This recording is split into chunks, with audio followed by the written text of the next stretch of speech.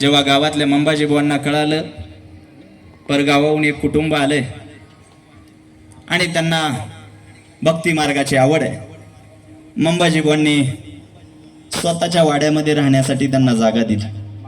पण मंबाजी बुवाच्या एक दिवशी लक्षात आलं, हे कुटुंब राहतंय माझ्या घरात, खातंय माझ्या घरात आणि संध्याकाळी कीर्तनाला कुणाच्या जातंय? म्हणजे दिवसभर माझ्या गाडीत फिरतो, संध्याकाळी प्रचाराला. हे पूर्वीपासून चालत आलंय काका,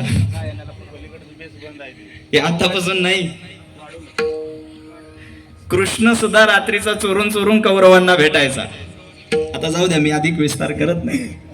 हे तिथपासून आलंय मॅनेज व्हायचा कार्यक्रम. आणि मंबाजी बुवाच्या लक्षात आलं, ह्या जोडप्याला सहानुभूती दाखवून मी माझ्या वाड्यामध्ये राहायला जागा दिली तर लक्षात आलं, अजन्म मी ज्यांना आयुष्यभर वैरी म्हणत आलो, ज्यांचा तिरस्कार करत आलो, संध्याकाळी त्या तुकाराम महाराजांचं कीर्तन ऐकायला जातात. भांडी कोंडी सगळा संसार घेतला मंबाजी बुवांनी त्यांचा आणि असा रस्त्यावर फेकून दिला, निघा बाहेर. तरी सुद्धा मंबाजी बुवांनी इतका तिरस्कार करून सुद्धा, गाईला मारून सुद्धा, त्यांना घराबाहेर काढून सुद्धा बहिणाबाईंनी परमार्थाची वाट सोडली नाही, देऊळ सोडलं नाही. मी अधिक विस्तारानं बोलणार नाही, मला अभंगाकडे प्रवेश करायचा आहे. बहिणाबाईंनी जगद्गुरु तुकोबारायांच्या आणि देहूच्या सानिध्यामध्ये राहून इतकी विद्वत्ता प्राप्त केली. एक स्त्री जातीमध्ये जन्म घेतलेल्या या महिलेनं शिक्षणाचा कुठलाही अत्युच्च पदावरचा भाग नसताना सुद्धा इतक्या कमालीची विद्वत्ता प्राप्त केली. जगद्गुरु तुकोबारायांच्या अभंगांचा संस्कार हा अत्यंत तंतोतंत स्वतःवर करून घेतला. आणि एक दिवस असा आला की वारकरी संप्रदायाचं शिक्षण घ्यायला येऊ पाहणारी एक महिला एवढ्या उंचीची जागा प्राप्त करते की वारकरी संप्रदायाचा, भागवत धर्माचा इतिहास सांगण्याचा अधिकार त्यांना प्राप्त होतो. ही ताकद या भागवत धर्माची आहे, ही ताकद ह्या वारकरी संप्रदायाची. सकलांशी येते आहे अधिकार. यारे यारे लहान थोर, यारे यारे लहान थोर, याची भक्ती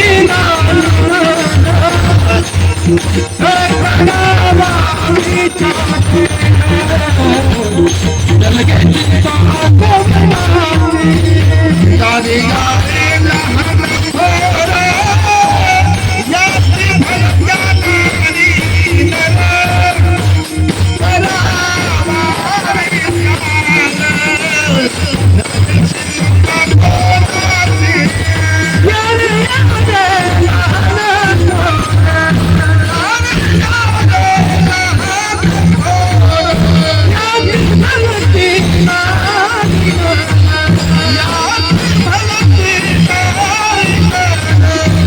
यारे यारे लहान थोर, याची भक्ती